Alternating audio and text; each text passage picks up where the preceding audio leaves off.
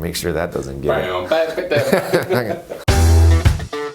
Lordstown Motors stock soars. A new bill will protect Ohio businesses during the pandemic, and we preview the mid-September issue, which includes a cover story on the Chill Can project. This is the Daily Buzz.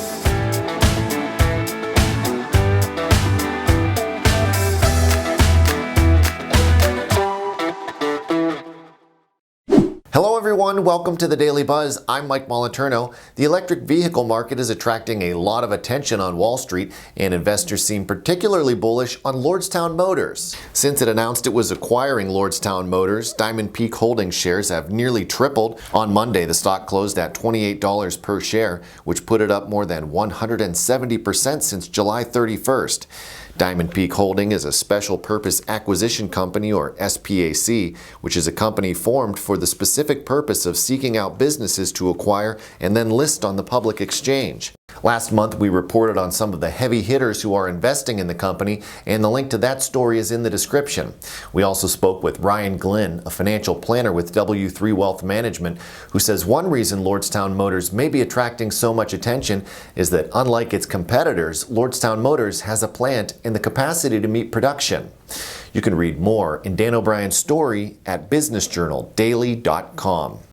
Businesses that act responsibly during the pandemic will now be protected under Ohio law, says Governor Mike DeWine. On Monday, DeWine signed House Bill 606, which protects businesses, healthcare providers, and other entities from lawsuits regarding the coronavirus, provided they weren't showing reckless or willful misconduct.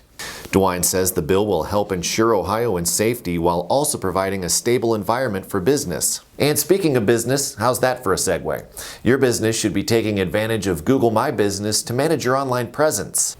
Luckily, we spoke with Dan Raish and Anthony Cornejo from iSynergy about some best practices that will allow you to maximize the tool. All product searches, online, offline, anytime a consumer is going to start searching for a product that they probably want to buy, over a third of the time, that search is starting on Google. You can hear more in the story on our website. The steel workers at the NLMK plant in Farrell say they hope to resume negotiations with the company Wednesday so they can agree on a new contract and get back to work. The workers, who have been on strike since August 22nd, got a visit from Congressman Tim Ryan on Monday, who was on his way to Washington. Ryan said about 30% of the workforce at NLMK live across the border in Ohio, and that these jobs are vital to the region's economy. These guys haven't had a raise in 5 years, and now the company's really going after their health care. These are the last good paying jobs around. Unit president for the local steelworkers union, James Wells, said of the more than 400 workers represented, about 100 have found new jobs, and of those, 30 won't be coming back even if an agreement is reached. They still haven't given us all the information or anything like that for us, so we just hope that they want to sit down and negotiate in good faith, and let's get this settled and done.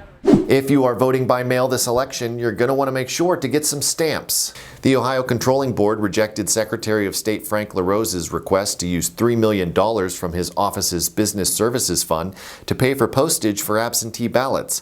LaRose argues that having postage paid for will encourage voters to mail in their ballots early and prevent them from risking their safety during a trip to the post office. And finally, you should be receiving your copy of the mid-September issue of the Business Journal any day now. If you're not a subscriber, you should know that a peer-reviewed study in 2019 showed conclusively that people who subscribe to and read the Business Journal are happier, thinner, younger looking, funnier, and just all around cooler than people who don't. It's science. But if you are a subscriber, good for you, you are awesome, and you look great. Also, here's a quick look at some of the stories you'll soon be enjoying. Our cover story is brought to us by Dan O'Brien, and it's titled Joseph owes YSU Athletics $200,000. In the story, O'Brien breaks down several documents obtained by the Business Journal, which show a company affiliated with the Chill Can complex paid just $10,000 toward a sponsorship with YSU worth hundreds of thousands of dollars.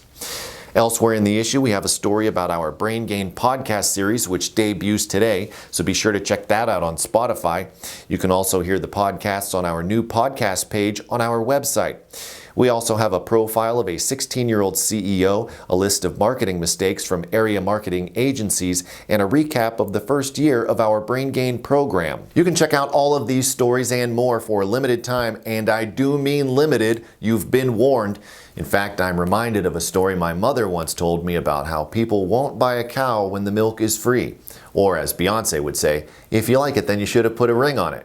But anyway, you can check out all of these great stories in our free e-edition preview at businessjournaldaily.com.